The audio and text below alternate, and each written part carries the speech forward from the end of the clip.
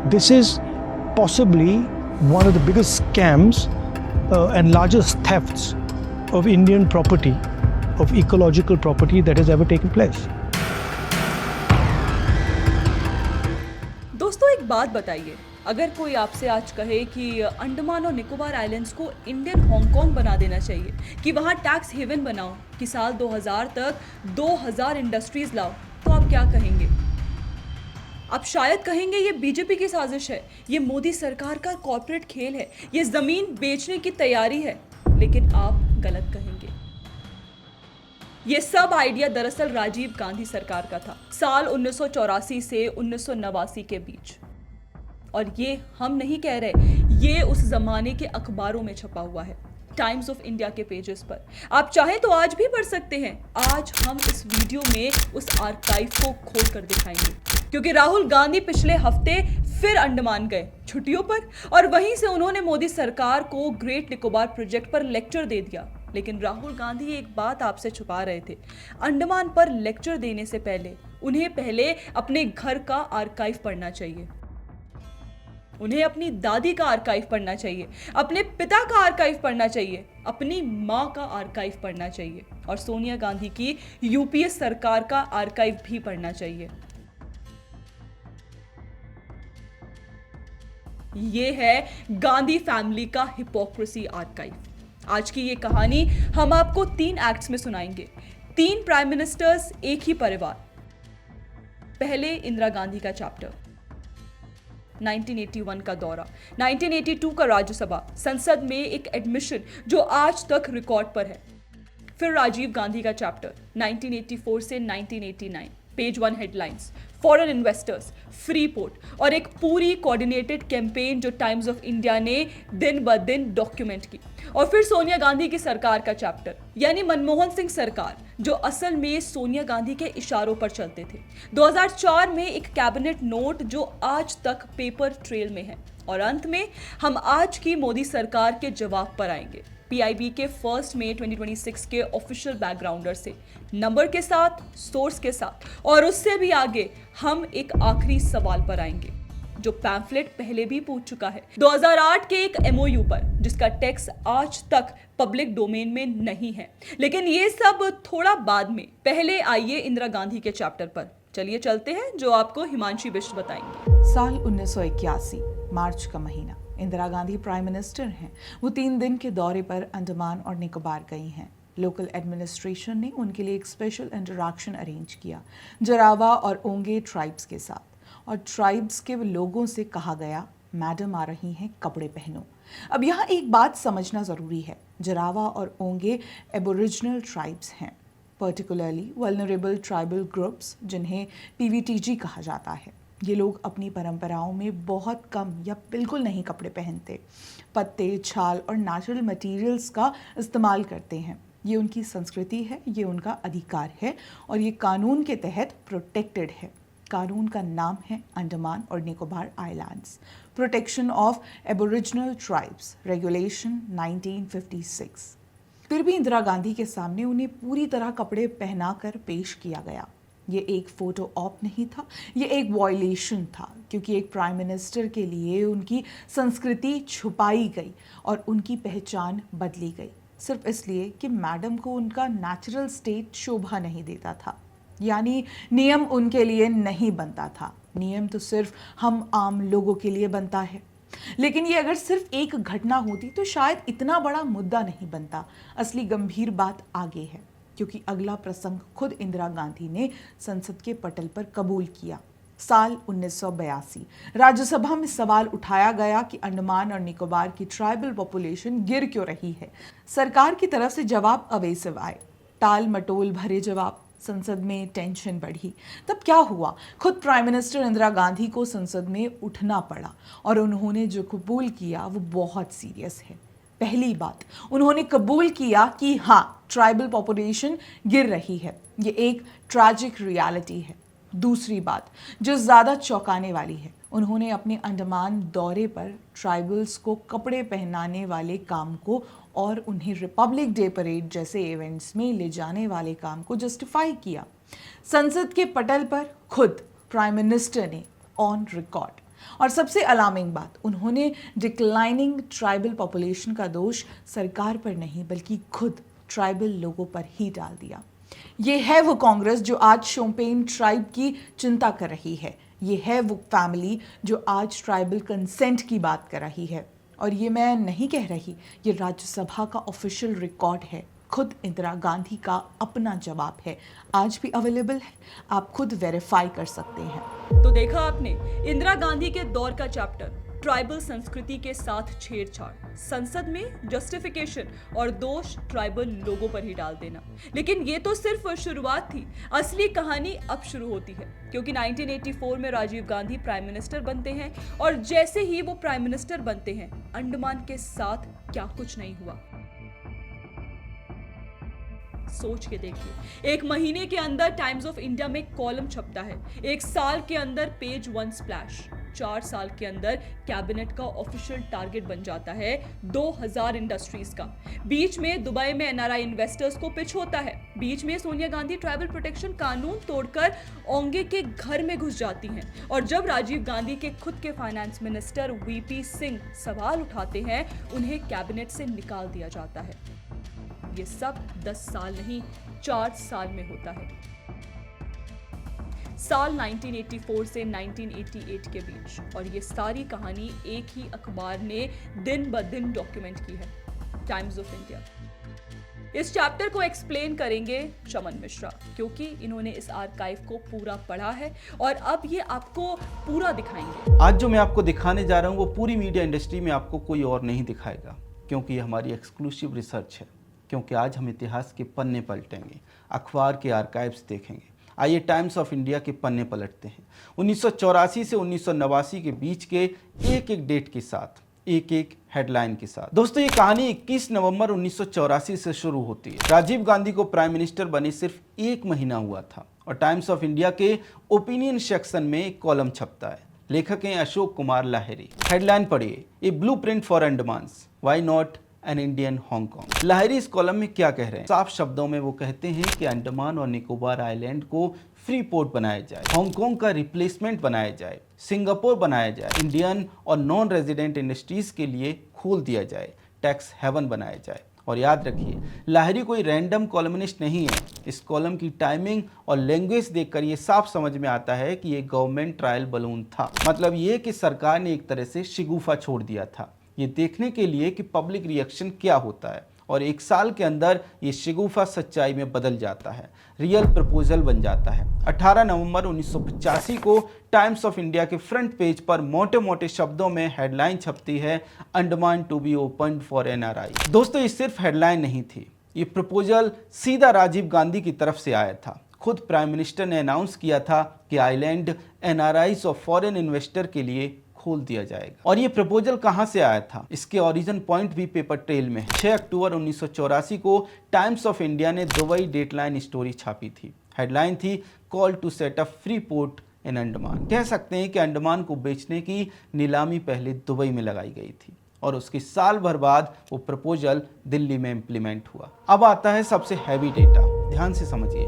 10 जुलाई 1989 को Times of India की हेडलाइन थी, Andaman plan for 2000 industries. Rajiv Gandhi की सरकार का ऑफिशियल टारगेट था साल 2000 तक अंडमान और निकोबार में 2000 इंडस्ट्रीज सेटअप करने का। फिर से सुनिए, राजीव गांधी की सरकार वर्ष 2000 तक अंडमान में 2000 इंडस्ट्री खड़ी करना चाहती है। ये वही आइलैंड हैं जिन पर राहुल गांधी आज कहते हैं कि उनको अनटच्ड रहना चाहिए, मौलिक रहना चाहिए।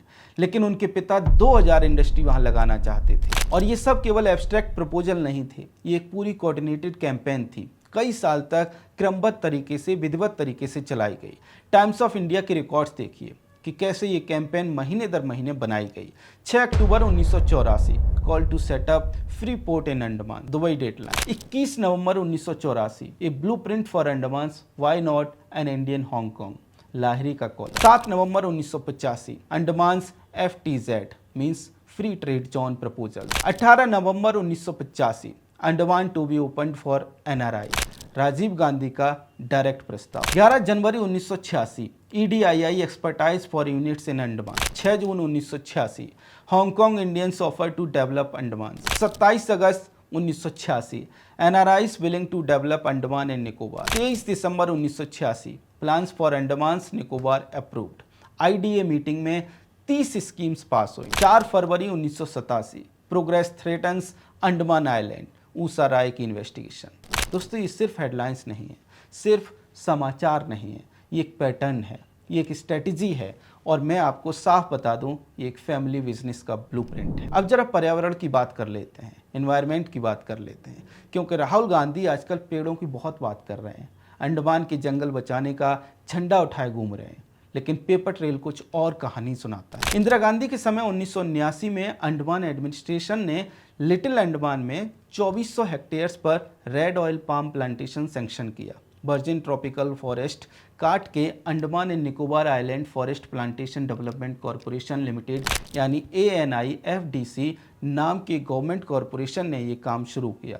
1973 से 1986 के बीच 1593 हेक्टेयर्स में एक्चुअली प्लांट हो चुके थे। समझिए दोस्तों, 1593 hectares unspoiled tropical forest oil palm के लिए साफ कर दिया गया। अब यहाँ से कहानी मजेदार हो जाती है। 1986 में राजीव गांधी के समय union ministry of environment and forest ने इन ऑयल पाम प्लांटेशन पर रोक लगा दी। मिनिस्ट्री ने कहा कि इन्वायरमेंट और इकोलॉजिकल रीजंस है और आगे एक्सटेंशन नहीं होगा। क्या ये अच्छा कदम था? बिल्कुल अच्छा कदम था, लेकिन असली सवाल ये नहीं है कि बैन अच्छा था या बुरा। असली सवाल ये है कि ठीक उसी वक्त जब ministry of environment and forest एक तरफ इकोलॉजी के नाम लेकर पाम प्लांटेशन बैन कर रहा था, दूसरी तरफ वही राजीव गांधी की सरकार अंडमान को इंडियन हांगकांग बनाने की तैयारी कर रही थी। विदेशी निवेश को जमीन ऑफर हो रही थी, यानी एक ही सरकार एक ही वक्त दो बिल्कुल उल्टे काम कर रही थी। एक तरफ जंगल बचाने की बात, दूसरी तरफ जंगल बेचने की तैयारी।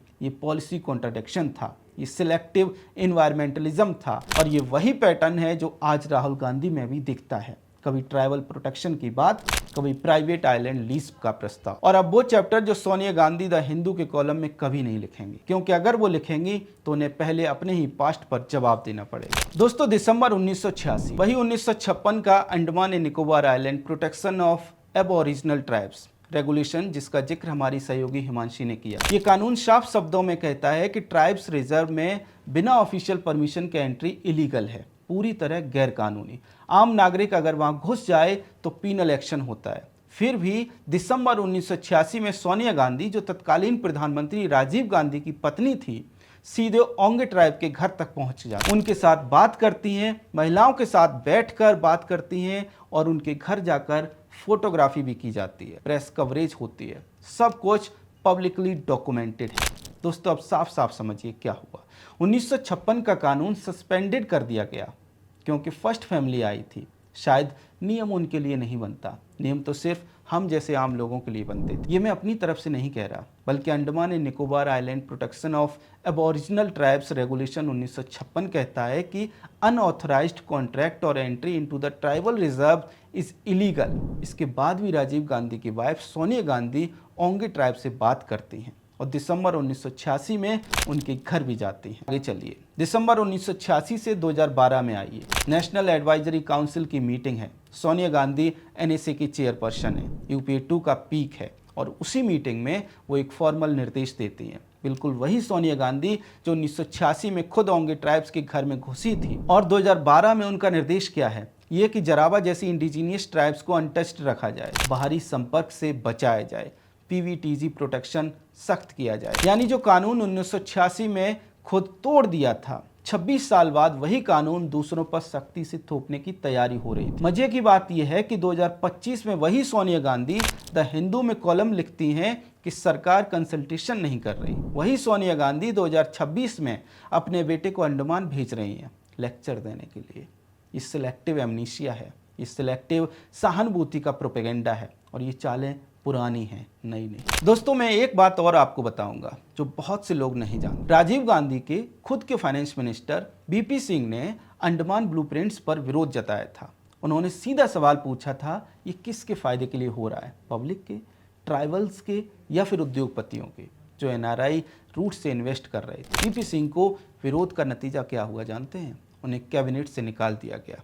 ये कहानी 4 फरवरी 1987 के टाइम्स ऑफ इंडिया के एडिटोरियल में छपी थी। लेखक थे senior editor Girilal Jain. Headline थी a clash of interest, Rajiv Gandhi and VP Singh.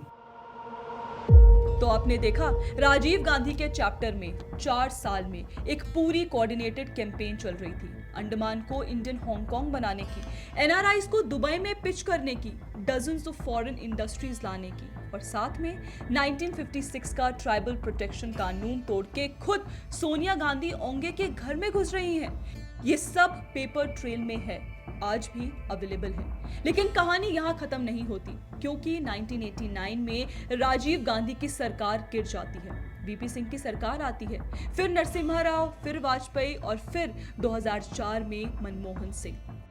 और 2004 में जब मनमोहन सिंह प्राइम मिनिस्टर बनते हैं, जब सोनिया गांधी एनएसी की चेयरपर्सन बनती हैं, जब राहुल गांधी पहली बार लोकसभा में अमेठी से चुनकर आते हैं, तब क्या होता है अंडमान पर? एक और पेपर ट्रेल। और इस बार पेपर ट्रेल और भी साफ है, क्योंकि एक सिंगल टीओआई पीस, एक सिंगल डेट, एक सिंगल कैबिनेट नोट, सब कुछ उस एक हेडलाइन में है। इस चैप्टर को एक्सप्लेन करने वापस से हिमांशी बिष्ट आएंगी, वही वॉइस जिसने इंदिरा गांधी का चैप्टर पढ़ा था, क्योंकि मनमोहन सिंह का चैप्टर भी वैसा ही है, पेपर ट्रेल का चैप्टर। सोनिया गांधी की सरकार का चैप्टर सबसे छोटा है, लेकिन सबसे साफ है, क्योंकि यहाँ एक ही डॉक्यूमेंट में, एक ही हेडलाइन में पूरी प्रोसिक्यूशन रखी गई है। और याद रखिए, जो सरकार तब चल रही थी वो नाम की मनमोहन सिंह की थी, लेकिन इशारों पर चलती थी सोनिया गांधी के। ये बात आज कोई राज नहीं है। 28 सितंबर 2004, Times of India, business times section, headline पढ़िए ध्यान से। Private tours to get 23 islands on lease. 23 islands long term lease private और इंटरनेशनल टूर ऑपरेटर्स को। यानी सोनिया गांधी की यूपीए सरकार ने कैबिनेट से परमिशन मांगी थी। यूपीए 1 का पीक चल रहा था। सोनिया गांधी खुद एनएसी चेयरपर्सन थी। राहुल गांधी पहली बार लोकसभा में अमेठी से आए थे। मनमोहन सिंह प्राइम मिनिस्टर थे और उनकी सरकार इंडिया के 23 स्ट्रैटेजिक आइलैंड्स को प्राइवेट और इंटरनेशनल टूर ऑपरेटर्स को लॉन्ग टर्म लीज पर देने वाली थी। और कौन से आइलैंड्स थे इस लिस्ट में, ये भी टाइम्स ऑफ इंडिया ने साफ साफ लिख दिया है। Havelock, little Andaman, Ross island, Rutland, south Andaman और लक्षद्वीप में 16 और आइलैंड्स। इस लिस्ट को सोच के देखिए। हैवलॉक जो आज सबसे पॉपुलर टूरिस्ट डेस्टिनेशन है, लिटिल अंडमान जो वल्नरेबल ओंगे ट्राइब का होम है, रॉस आइलैंड जो हेरिटेज साइट है। ये सिर्फ टूरिज्म डेवलपमेंट नहीं था, ये एक लीज ब्लूप्रिंट था, जिसमें उन आइलैंड्स को भी शामिल किया गया था जिन पर आज राहुल गांधी ट्राइबल प्रोटेक्शन के लेक्चर दे रहे हैं। और टूरिज्म मिनिस्ट्री ने क्या कहा था इस प्लान के बारे में? टाइम्स ऑफ इंडिया ने टूरिज्म मिनिस्ट्री सोर्स को कोट किया था। प्लान था कि प्राइवेट और इंटरनेशनल ऑपरेटर्स को लॉन्ग लीज दी जाए। पहला ड्राफ्ट कैबिनेट से लौट चुका था, इसलिए प्रपोजल रीवर्क्ड किया गया था। सिंगापुर और मालदीव्स के प्राइवेट टूर ऑपरेटर मॉडल्स का डायरेक्ट कॉपी करना था और आइलैंड्स को रीफैशन करना था ताकि प्राइवेट कैपिटल आए। ये टूरिज्म मिनिस्ट्री के खुद के शब्द हैं, डॉक्यूमेंटेड हैं। तो अब सीधा सवाल राहुल गांधी से, सोनिया गांधी से, पूरी कांग्रेस से। जब 2004 में आप लोग Havelock, little Andaman, Ross island और 20 दूसरे आइलैंड्स को लॉन्ग टर्म लीज पर प्राइवेट फॉरेन टूर ऑपरेटर्स को देने वाले थे, तब ट्राइबल कंसेंट कहाँ था? तब ओंगे प्रोटेक्शन कहाँ था? तब इकोलॉजिकल सेंसिटिविटी कहाँ थी? तब स्ट्रैटेजिक लॉजिक कहाँ था? तब कंसल्टेशन कहाँ था? और सबसे ज़रूरी सवाल ये है, अगर 2004 में ये सब ठीक था तो 2026 में आप उसी तरह के प्रोजेक्ट पर लेक्चर किस आधार से दे रहे हैं? आपके मुंह में लेक्चर है और आपके घर में पेपर ट्रेल। तो अब तक की कहानी साफ है। इंदिरा गांधी ने ट्राइबल संस्कृति के साथ छेड़छाड़ की और संसद में उसे जस्टिफाई किया। राजीव गांधी ने अंडमान को इंडियन हांगकांग बनाने की एक कोऑर्डिनेटेड कैंपेन चलाई और सोनिया गांधी की यूपीए सरकार ने 2004 में 23 आइलैंड्स प्राइवेट फॉरेन ऑपरेटर्स को लॉन्ग टर्म लीज पर देने का प्रस्ताव रखा। ये कांग्रेस का असली रिकॉर्ड है, 7 दशकों का, 3 प्राइम मिनिस्टर्स का, एक ही परिवार का। लेकिन सिर्फ रिकॉर्ड दिखाना अधूरा है। असली सवाल ये है कि आज की मोदी सरकार क्या कर रही है और क्या वो वही गलतियां दोहरा रही है जो कांग्रेस ने की। इसका जवाब देने के लिए हम भरोसा करेंगे प्रेस इंफॉर्मेशन ब्यूरो के 1 मई 2026 के ऑफिशियल बैकग्राउंडर पर और मोदी सरकार के उस ऑफिशियल रिस्पांस पर जो राहुल गांधी के हर आरोप के जवाब में रिकॉर्ड पर है। 5 अलग अलग मोर्चों पर 5 पेयर्ड कॉन्ट्रास्ट, हर कॉन्ट्रास्ट में पहले कांग्रेस का प्रस्ताव, फिर मोदी सरकार का कदम। इस चैप्टर को एक्सप्लेन करने आएंगे सुमति महर्षि। इन्होंने PIB backgrounder, NGT order, EIA notification सब कुछ पढ़ा है और अब आपको नंबर के साथ समझाएंगी कि अंतर क्या है। मैं आपके सामने 5 कॉन्ट्रास्ट रखने वाली हूँ। हर कॉन्ट्रास्ट में पहले कांग्रेस का प्रस्ताव, फिर मोदी सरकार का कदम और हर बार सोर्स एक ही रहा, प्रेस इंफॉर्मेशन ब्यूरो का 1 मई 2026 का हिंदी बैकग्राउंडर, मोदी सरकार का official response document, national green tribunal का 3 अप्रैल 2023 का ऑर्डर। ये सब पब्लिक डोमेन में है, आप खुद वेरीफाई कर सकते हैं। कॉन्ट्रास्ट 1, ट्राइबल लोगों के अधिकार। पहला कॉन्ट्रास्ट ट्राइबल लोगों के अधिकार पर है। कांग्रेस का रिकॉर्ड आप देख चुके हैं। इंदिरा गांधी के समय ट्राइबल्स को कपड़े पहनाकर पेश करना, सोनिया गांधी का 1956 रेगुलेशन के बावजूद ओंगे समुदाय के घर में डायरेक्ट एंट्री और 2012 में वही सोनिया गांधी की एनएससी में दूसरों पर अनटच्ड प्रिंसिपल थोपने की तैयारी। और मोदी सरकार का कदम, सबसे पहले शॉम्पेन पॉलिसी 2015 और जरावा पॉलिसी 2004 के सिद्धांतों का पूरा पालन हो रहा है। Anthropological survey of India, tribal affairs ministry और एमिनेंट एंथ्रोपोलॉजिस्ट्स की एम्पावर्ड कमिटी के थ्रू पूरी कंसल्टेशन हुई है। ट्राइबल अफेयर्स मिनिस्ट्री से नो ऑब्जेक्शन सर्टिफिकेट प्राप्त है। फॉरेस्ट राइट्स एक्ट 2006 के अनुरूप सब कुछ चल रहा है। 3 स्वतंत्र मॉनिटरिंग कमिटीज बनाई गई हैं जो पोल्यूशन, बायोडायवर्सिटी और शॉम्पेन निकोबारी समुदाय के कल्याण पर निगरानी रखेंगी। और सबसे ऊपर अंडमान मुख्य सचिव की अध्यक्षता में टॉप लेवल कोऑर्डिनेशन कमेटी है। और सबसे जरूरी जो नंबर इस डिबेट के गेम चेंजर हैं वो सुनिए। ट्राइबल रिजर्व में net addition of 3.912 square kilometers, source PIB Hindi backgrounder, 1 मई 2026। आप खुद वेरीफाई कर सकते हैं। यानी मोदी सरकार ट्राइबल रिजर्व को घटा नहीं रही है, मोदी सरकार ट्राइबल रिजर्व को 3.912 स्क्वायर किलोमीटर बढ़ा रही है और फेज 1 में सिर्फ 40.01 स्क्वायर किलोमीटर ट्राइबल एरिया शामिल है प्रोजेक्ट में।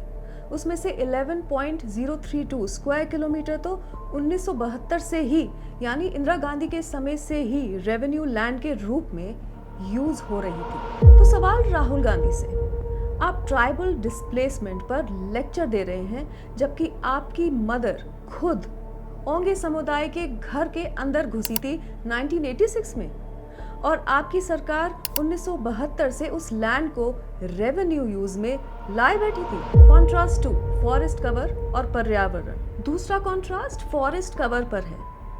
कांग्रेस इरा का रिकॉर्ड आप सुन चुके हैं। 1973 से 1986 के बीच ANIFPDC ने लिटिल अंडमान में 1593 hectares of virgin forest oil palm cultivation के लिए साफ किया। सितंबर 2004 में मनमोहन सिंह सरकार ने 23 आइलैंड्स का लॉन्ग टर्म लीज प्रस्ताव रखा था जिसमें हेवलॉक, लिटिल अंडमान और रॉस आइलैंड शामिल थे। और मोदी सरकार का कदम, ऑफिशियल पीआईबी नंबर सुनिए। पूरे अंडमान और निकोबार आइलैंड्स के टोटल फॉरेस्ट एरिया का सिर्फ 1.82% डाइवर्जन हो रहा है। टोटल 7,295 स्क्वायर किलोमीटर फॉरेस्ट में से सिर्फ 130.75 स्क्वायर किलोमीटर डाइवर्ट हो रहा है और इसी 130.75 स्क्वायर किलोमीटर में भी सिर्फ 49.86 स्क्वायर किलोमीटर एरिया में अधिकतम 7.11 लाख पेड़ काटे जाएंगे। ये सारा काम फेस मैनर में होगा। फेज 1 2025 से 35 के बीच में 2.79 लाख, फेज 2 2036 से 41 में 3.41 लाख और फेज 3 2042 से 47 में 0.91 लाख और 65.99 square kilometre area permanently retain हो रहा है ग्रीन जोन के रूप में, जहां एक भी पेड़ नहीं काटा जाएगा। ये लीगली बाइंडिंग है। और कॉम्पेंसेटरी एफॉरेस्टेशन ये सुनिए, 97.30 स्क्वायर किलोमीटर यानी डाइवर्टेड एरिया से डबल से भी अधिक हरियाणा में रिप्लांटेड हो रहा है। इसके साथ एक पेड़ मां के नाम अभियान के तहत अंडमान और निकोबार में अभी तक 24 लाख पौधे रोपे जा चुके हैं। तो कॉन्ट्रास्ट साफ है। इंदिरा गांधी और राजीव गांधी के समय 1593 हेक्टेयर्स साफ कर दिए गए बिना किसी कॉम्पनसेशन के, और साथ में इंडियन हांगकांग बनाने का प्रस्ताव भी लाया गया। मोदी सरकार 1.82% डाइवर्ट कर रही है, उसका भी डबल एरिया हरियाणा में रिप्लांट हो रहा है और 65.99 square kilometre permanently green zone में लॉक हो गया है। ये अंतर है। तीसरा कॉन्ट्रास्ट स्ट्रैटेजिक लॉजिक पर है और ये शायद सबसे इंपॉर्टेंट कॉन्ट्रास्ट है। राजीव गांधी का प्रस्ताव साफ शब्दों में टाइम्स ऑफ इंडिया के पेजेस पर दिखा, अंडमान को इंडियन हांगकांग बनाने का।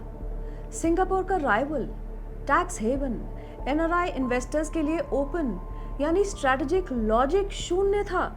सिर्फ व्यापार था, सिर्फ पैसा कमाना था लॉजिक, और वो भी इंडियन बिजनेसमैन के लिए नहीं बल्कि नॉन रेजिडेंट इंडस्ट्रियलिस्ट के लिए, जिन्हें दुबई में पिच किया गया था। और मोदी सरकार का कदम, नेशनल ग्रीन ट्रिब्यूनल के 3 अप्रैल 2023 के ऑर्डर से कोट करती हूँ, ये मैं नहीं कह रही, ये एनजीटी का ऑफिशियल आदेश है। एनजीटी के शब्द हैं, ये प्रोजेक्ट ग्रेट सिग्निफिकेंस रखती है, not only for economic development of the island but also for defense and national security। और एनजीटी ने ये भी नोट किया बिना किसी पॉलिटिकल टिप्पणी के कि ये क्षेत्र चाइना की स्ट्रिंग ऑफ पर्ल्स स्ट्रैटेजी में है, जिसे इंडिया की एक्ट ईस्ट पॉलिसी के माध्यम से काउंटर किया जा रहा है। यानी ये सिर्फ व्यापारिक प्रोजेक्ट नहीं है, ये चाइना के खिलाफ भारत की डिफेंस पोजिशनिंग है। पीआईबी के अकॉर्डिंग ये project east west shipping root से सिर्फ 40 नॉटिकल माइल्स दूरी पर है। गलाथिया बे में 20 मीटर से ज्यादा नेचुरल डेप्थ है और airport joint Indian navy military civil facility होगा। तो साफ समझिए अंतर क्या है। राजीव गांधी इंडिया को सिंगापुर और हांगकांग जैसा राइवल बनाना चाहते थे। मोदी सरकार सिंगापुर और हांगकांग पर इंडिया की निर्भरता खत्म कर देना चाहती है। ये दोनों बिल्कुल उल्टे गोल्स हैं। एक में इंडिया कस्टमर बनाया जा रहा था, दूसरे में इंडिया प्रिंसिपल बन रहा है। चौथा कॉन्ट्रास्ट सॉवरेनिटी का है। राजीव गांधी का रिकॉर्ड आप सुन चुके हैं। दुबई में एनआरआई इन्वेस्टर्स को पिच, हांगकांग बेस्ड बिजनेसमैन को जमीन का offer, foreign capital, foreign investors, foreign operators. Sonia Gandhi की यूपीए सरकार का रिकॉर्ड उससे भी आगे था। 28 सितंबर 2004 के Times of India business times के शब्द दोहराती हूँ, 23 आइलैंड्स को प्राइवेट इंटरनेशनल ऑपरेटर्स को लॉन्ग टर्म लीज, यानी यूपीए गवर्नमेंट इंडिया के 23 strategic islands foreign private operators को सौंप देने वाली थी। सोच के देखिए इसका मतलब, गैलाथिया बे, हेवलॉक, लिटिल अंडमान, ये सब फॉरेन टूर ऑपरेटर्स के कंट्रोल में चले जाते।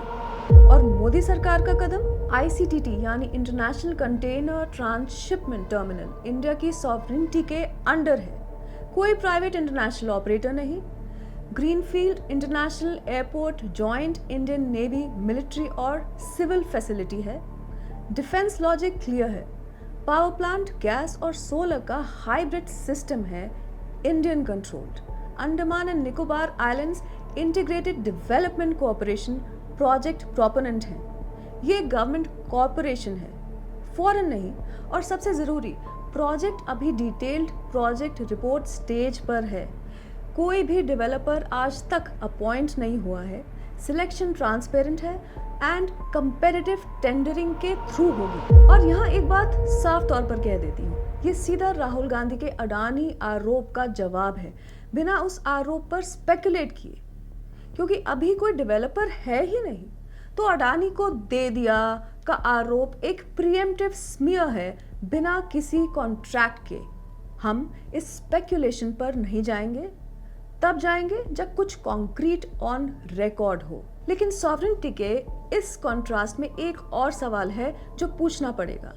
मोदी सरकार गलाथिया बे को इंडियन नेवी की जॉइंट फैसिलिटी बना रही है। ये एक स्ट्रैटेजिक फैसला है, चाइना की स्ट्रिंग ऑफ पर्ल्स का काउंटर, इंडियन ओशन रीजन में इंडिया की नेवल पोजीशनिंग का एंकर।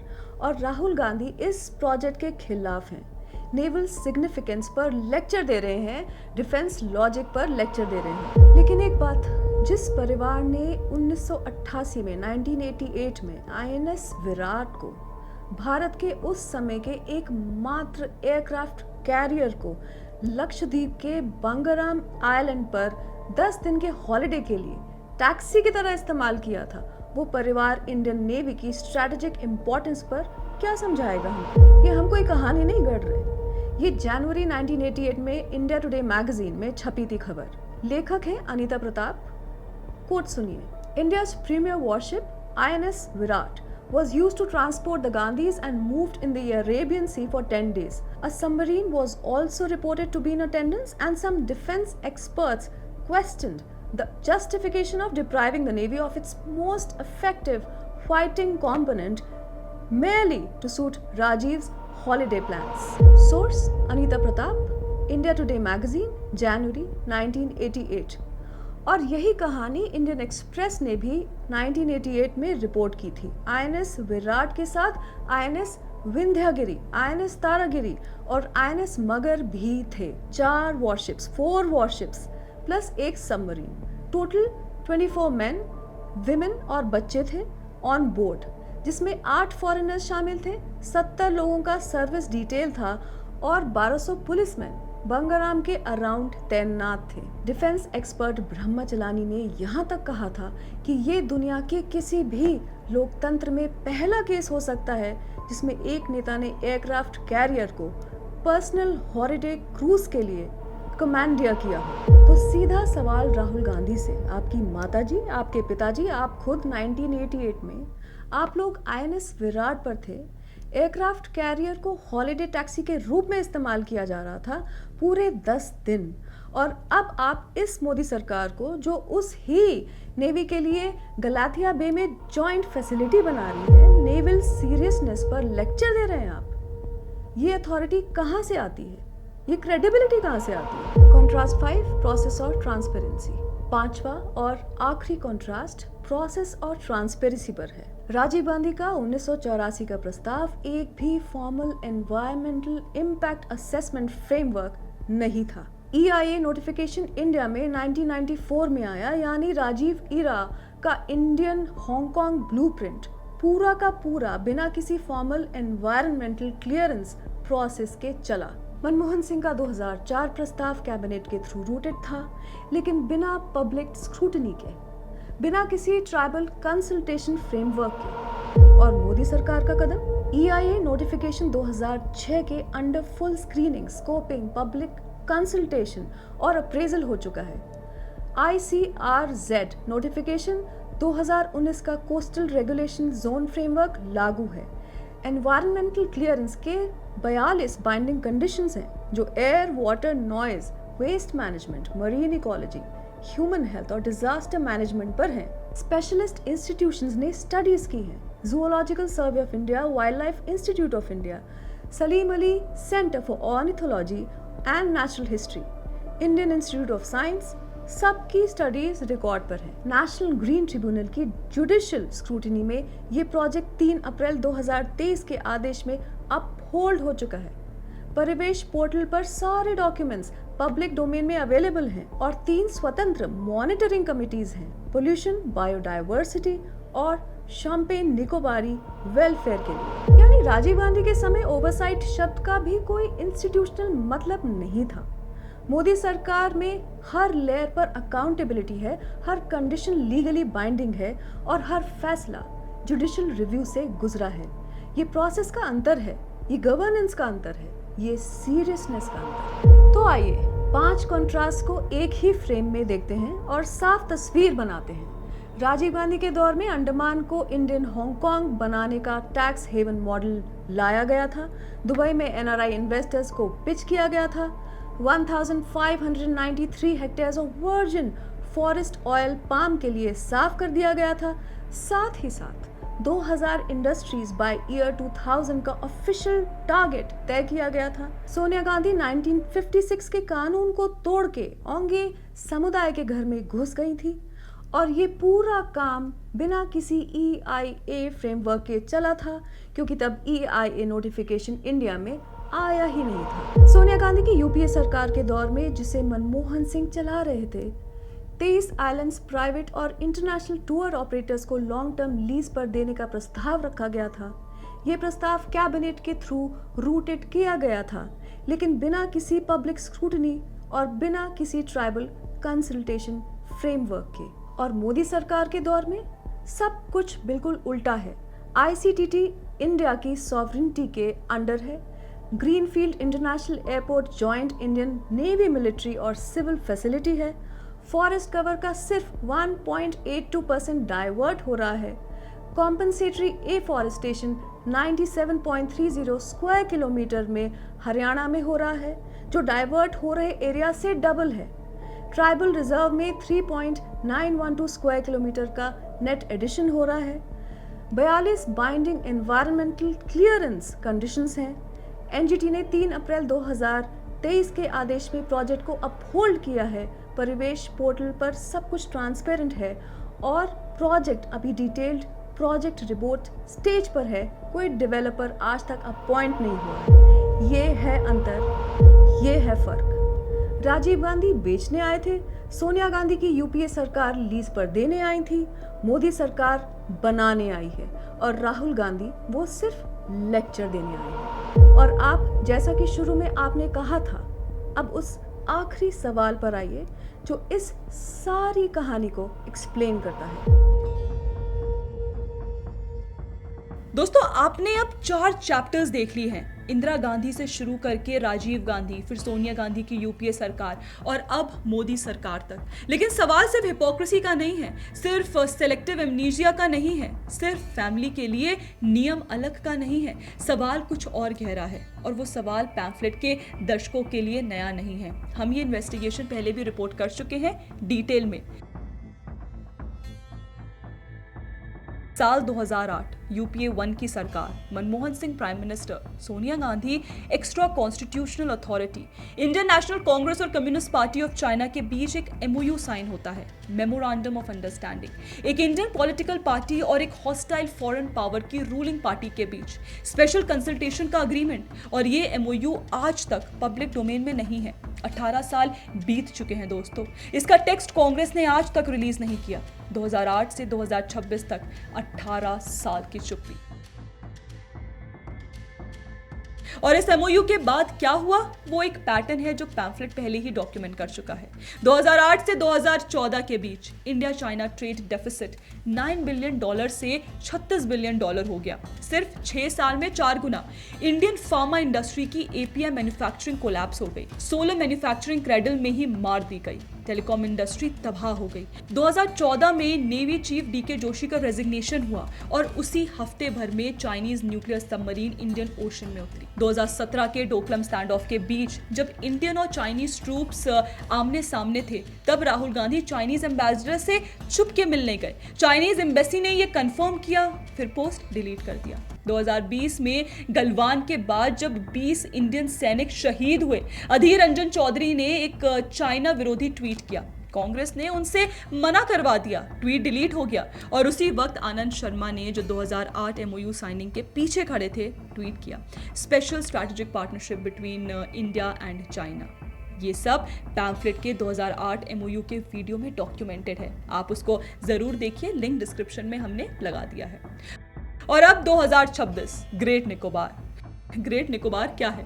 ये इंडियन ओशन में भारत की स्ट्रैटेजी का ईस्टर्न एंकर है। मलक्का स्ट्रेट से 90 नॉटिकल माइल्स, वही मलक्का जिससे चाइना का 80% एनर्जी इंपोर्ट जाता है। गैलेथिया बे से हम चाइनीज की हर हरकत देख सकते हैं। ये उस पोर्ट चेन का आखिरी किला है। विजिंजम, कोलंबो, दारे सलाम, हाइफा, नॉर्थ क्वींसलैंड और अब गैलेथिया बे। हर पोर्ट जो पहले चाइनीज था अब इंडियन है। और इसी प्रोजेक्ट का इंडिया की आज़ादी के बाद सबसे ज़्यादा विरोध कौन कर रहा है? कांग्रेस। जयराम रमेश लेटर पर लेटर लिख रहे हैं। सोनिया गांधी ने कहा प्लान्ड मिस एडवेंचर। वही एनजीओ नेटवर्क जो नियमगिरी में खड़ा था, ट्यूटिकोरिन में खड़ा था, कुंडनकुलम में खड़ा था, अब गैलेथिया बे में खड़ा है। वही इंग्लिश मीडिया जो चाइनीज इन्वेस्टमेंट पर चुप रहती है, अंडमान के कोरल पर इन्वेस्टिगेशन कर रही है। देखिए, पैटर्न्स कोइंसिडेंस नहीं होते, पैटर्न्स पॉलिसी होते हैं, चाइना की साइड से, भारत की नहीं। ये 2008 का एमओयू ही है जो इस सारी कंसिस्टेंसी को एक्सप्लेन करता है, और कांग्रेस ने उसका टेक्स्ट आज तक रिलीज नहीं किया। सवाल ये नहीं है कि एमओयू में क्या लिखा है, सवाल ये है कि एक सॉवरेन लोकतंत्र में एक ऑपोजिशन पार्टी किस अधिकार से एक हॉस्टाइल फॉरेन पावर के साथ सीक्रेट कंसल्टेशन एग्रीमेंट छुपा कर रख सकती है अपनी ही जनता से। ग्रेट निकोबार देखिए कोई इन्वायरमेंटल डिबेट नहीं है, ग्रेट निकोबार वही 2008 वाला एमओयू है, सिर्फ नए कपड़ों में। तो देखिए, अब आर्काइव खुल चुका है, टाइम्स ऑफ इंडिया के पेजेस खुल चुके हैं, राज्यसभा के रिकॉर्ड्स खुल चुके हैं, पीआईबी का 1 मई 2026 का बैकग्राउंडर भी रिकॉर्ड पर है। इन पेजेस में कांग्रेस का अपना रिकॉर्ड बोलता है और मोदी सरकार का काम बोलता है। वही राहुल गांधी, वही वेकेशन, वही आइलैंड्स, वही कैमरा, वही लेक्चर, लेकिन इस बार आर्काइव भी खुला हुआ है। अंडमान पर लेक्चर देने से पहले राहुल जी पहले अपने घर का आर्काइव पढ़ लीजिए, क्योंकि जिस प्रश्न को आप आज पर्यावरण और ट्राइबल लोगों का प्रश्न कह रहे हैं, वो प्रश्न आपके पिता ने, आपकी दादी ने और आपकी माँ के समय के प्राइम मिनिस्टर ने सिर्फ 7 दशकों में 3 बार उठाकर रख दिया है, और हर बार नतीजा वही रहा, भाषा अलग थी। ये है दोस्तों गांधी फैमिली का हिपोक्रेसी आर्काइव।